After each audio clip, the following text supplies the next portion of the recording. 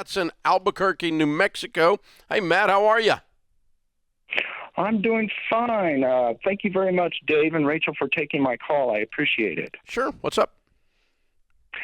I feel really kind of bad asking this because so many people are having a rough go of it and suffering and everything, and yet my question seems so, Your success does not cause their problems. Okay. Well, I appreciate that. Anyway, what I would like to know is if I can get a objective answer to the question of whether I can afford or should purchase or get into a golf club membership. Absolutely, you should. No, I'm kidding. I was like, this is the perfect opportunity. That's like asking me if you should buy a boat. I mean, come on. Really. I thought I'd have a better chance of it if I said gun club, but anyway. Any of these are good with me. I'm good with all of them. So, all kidding aside, obviously it's not a moral question. It's just a ratios thing. If it is a small enough percentage of your life that it doesn't matter mathematically, then obviously you should do it. If you're going to spend your kid's college tuition to join a golf club, no, be a man. Don't do that. No, it's not that. The golf club membership, the initiation fee plus, getting the card itself would run $30,000, and then the monthly dues after that is roughly $550-$600 a month. It's pretty reasonable for most golf clubs. Hopefully, it's a decent track, right? Yeah, it's a real nice course. Okay. What do you make a year? The community with it. What do you make a year? Household income is around $165. Okay, and what's your net worth? Including property and all of that good stuff, in the neighborhood of $1.5 million. Okay, and you're debt free. Debt free, no mortgage, no credit card, no nothing except monthly bills. Matt, I think you've just joined the country club. Yeah. I think you're fine. Yeah. I think you're fine. Your I appreciate the hesitation, only problem is you're though. still a tightwad. That's your only problem. See that? Yeah, it kind of, it kind of hurt a little bit, because that's a lot of money for initial outlay.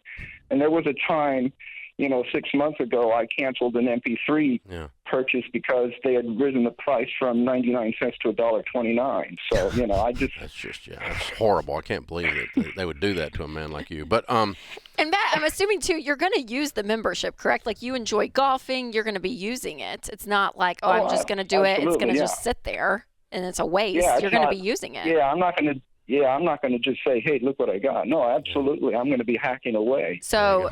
Matt, y'all are like throwing out golf terms that I have no idea what you mean, so I'm assuming that's a golf hacking? It just means he's going to dig holes in the golf course. Oh, okay, there you go. Okay. Yeah. So, what I would encourage, Matt, is that, we talk about here on the show so often that you live like no one else, and that's what you hear a lot on the show is the sacrifice that people are taking currently to get out of debt, to build up an emergency fund, to get to a point where their head's above water, but then to later to live and give like no one else. And so you're just at that other end of the equation. And a lot of people struggle in that latter part of the equation because they're like, oh gosh, spending money feels weird, or I feel wasteful. Is this okay? They ask all the same questions you ask. And so, so what I'm always looking for to make it a wise decision and also to make it emotionally palatable is ratios. Okay.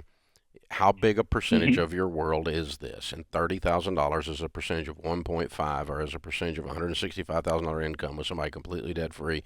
It's like buying a biscuit, dude. I mean, it's not going to affect your life.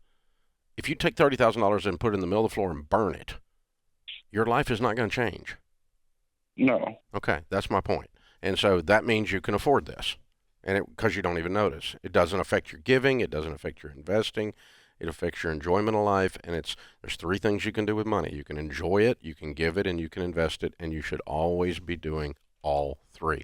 But look at the ratios, and the ratios set you free, because I used to be that guy. I was that guy who said, no one needs to drive a car that expensive, because I'm like managing other people's lives or something. And that's just a bunch of crap. That's just poor-mouthing is what we call it. I mean, that's just, you grow up in a neighborhood where you run down rich people. And it's like, no one should ever drive a car. Who needs a car that expensive? Well, I can tell you who doesn't need it. Somebody can't pay for it, and that they notice when they buy it. But I got a friend that made $15 million last year, and he drove up in front of my house in a $300,000 Lamborghini. So, but you know what? That's a smaller percentage he spent on his car of his income than you spent on your car, all of you listening. So shut up. It's none ya business what he drives. And it's not affecting him. It's a zero. I mean, 300,000 is a percentage of 15 million. So if you make 150,000, that'd be like buying a $3,000 car. Okay, Percentages. it's the same exact ratios. So no one should buy. Shut up. You got a full-time job managing your life. Jeez, this great job, Matt. Touchdown. I'm proud of you. Go get the dadgum golf membership. You're awesome. This is the Ramsey Show.